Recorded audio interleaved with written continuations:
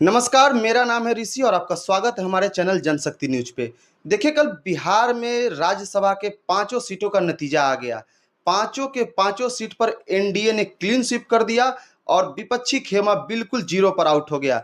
ऐसे में कहीं ना कहीं तेजस्वी के नेतृत्व पर तो सवाल उठ ही रहा है और साथ ही साथ सवाल ये भी उठ रहा है कि क्या महागठबंधन में सब कुछ सही है।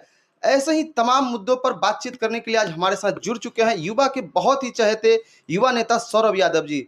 सौरभ यादव जी, आपका बहुत बहुत स्वागत है हमारे चैनल पे। पहले तो ऋषि जी, जनशक्ति न्यूज को मेरे तरफ से हार्दिक शुभकामनाएं, क्योंकि आपने मुझे उस लायक समझा। जी जी।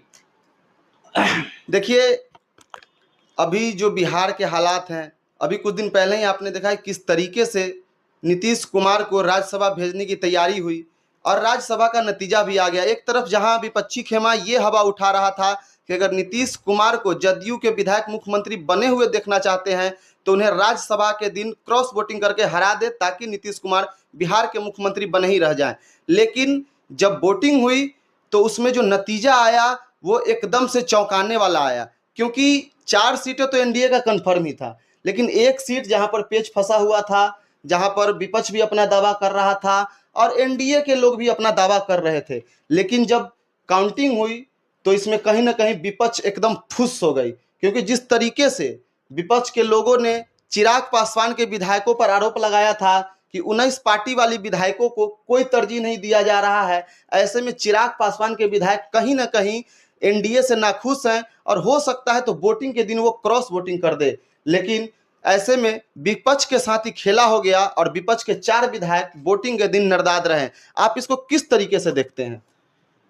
देखिए ऋषि जी, पहली बात तो मैं आरजेडी और कांग्रेस को भी गलत ठहराऊंगा जी इसलिए क्योंकि जब 2025 में विधानसभा चुनाव हुआ तो वहां पे आपसी सहमति सही से नहीं दिख रहा था। जी, काफी सीटों पर मतलब ऐसा देखने को मिला कि आरजेडी का भी कैंडिडेट था और कांग्रेस ने भी अपनी कैंडिडेट खड़ा कर दिया और शीर्ष नेतृत्व ने इसको फ्रेंडली फाइट बोल करके इस बात को टाल दिया। लेकिन कहीं ना कहीं ये लग रहा है कि उसी समय से पार्टी के अंदर अनबन चल रही थी।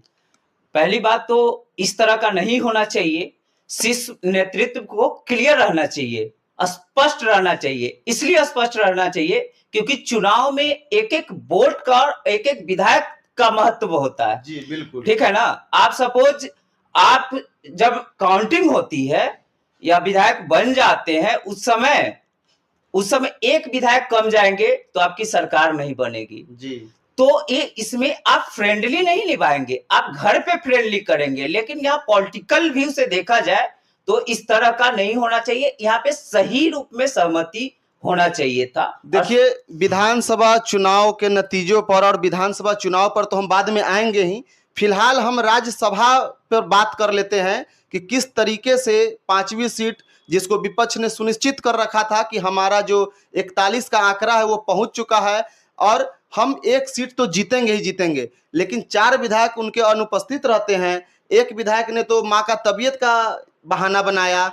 वहीं पर कांग्रेस के जो विधायक हैं मनोज विश्वास, उन्होंने तो सीधे तौर पे ये आरोप लगा दिया कि तेजस्वी यादव ने जो कैंडिडेट दिया वो हमें पसंद नहीं था और इसी वजह से हम नहीं पहुंचे वोटिंग के लिए। आप इसको किस तरीके से देखते हैं? क्या सही में तेजस्वी यादव ने एडी सिंह को टिकट दे करके अपने विधायकों को नाखुश कर दिया या फिर कोई और कारण है? देखिए ऋषि जी, कहने का मतलब है कि शीर्ष नेतृत्व से बड़ा कोई नहीं होता है। ठीक है ना। पहले ये चीज आपसी सहमति होना चाहिए, पहले इनको क्लियर करना चाहिए, उसके बाद ही कोई भी चीज होता है। तो ये अपने से बोले कि इस तरह का बात ये अपने से जो मनोज जी बोल रहे हैं ये सरासरी गलत है। मुझे लगता है कि ये अंडरस्टैंडिंग, म्यूचुअल अंडरस्टैंडिंग नहीं रही है और भाजपा से लगता है हो सकता है ये पैसा उसा लेकर ये बदल गए होंगे। देखिए, होने को तो कुछ भी हो सकता है, लेकिन अगर देखा जाए तो आरजेडी का जो कोर वोटर है, आरजेडी को एमवाई समीकरण के बारे में जाना जाता है कि आरजेडी का जो कोर वोट बैंक है वो मुस्लिम और यादव है और ऐसे में किसी स्वर्ण जाति के उम्मीदवार को टिकट दे देना, क्या इससे आपको नहीं लगता है कि तेजस्वी यादव ने कहीं ना कहीं कुछ न कुछ तो ऐसी गलती कर दी है जिसके कारण उन्हीं के पार्टी के, उन्हीं के गठबंधन के विधायक भी उनके खिलाफ चल रहे हैं। देखिए, पहली बात तो मैं ये आपको बताना चाहता हूं कि तेजस्वी यादव जी हमेशा स्पष्ट रहना चाहते। एमओआई समीकरण ठीक है वो लेकर चलते, लेकिन ये भी चीज उनका क्लियर है कि वो A to Z लेकर चलना चाहते हैं। आपको लगता है कि तेजस्वी यादव या आरजेडी को A to Z, मतलब जो वो खुद को बोलते हैं कि हमारी पार्टी A to Z की पार्टी है, लेकिन जमीनी हकीकत तो इसका कुछ और ही दिखता है। हमें तो ऐसा, जहां तक मेरा अनुमान है, मुझे तो ऐसा नहीं लगता है कि स्वर्ण जाति के लोग आरजेडी को वोट देते होंगे, या देते भी होंगे तो अगर उनका कैंडिडेट रहता होगा तो देते होंगे। तो फिर वही बात हो गई ना, फिर वही इससे क्लियर होता है कि हम लोग आज भी जात पात में दबे हुए।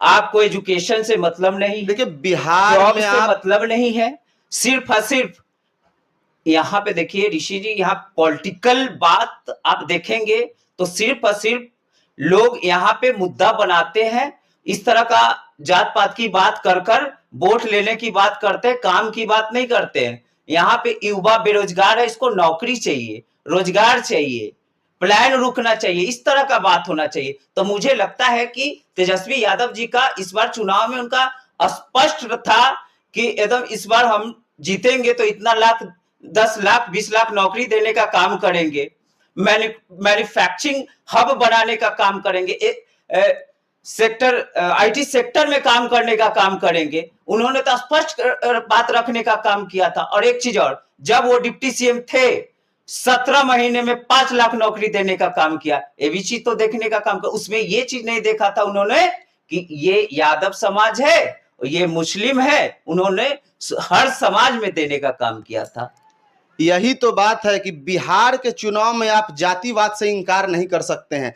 तेजस्वी का ये बड़प्पन बोलिए कि उन्होंने A to Z समाज को लेकर साथ चलने की बात कही है, लेकिन जब वोटिंग की बात आती है तो सौरभ यादव जी, आपको भी पता है कि स्वर्ण समाज का झुकाव किस तरफ होता है। ऐसे में स्वर्ण समाज के किसी कैंडिडेट को राज्यसभा का टिकट दे देना, क्या तेजस्वी यादव ने ये फैसला जो लिया, क्या ये गलत फैसला ही उनके हार का कारण बना?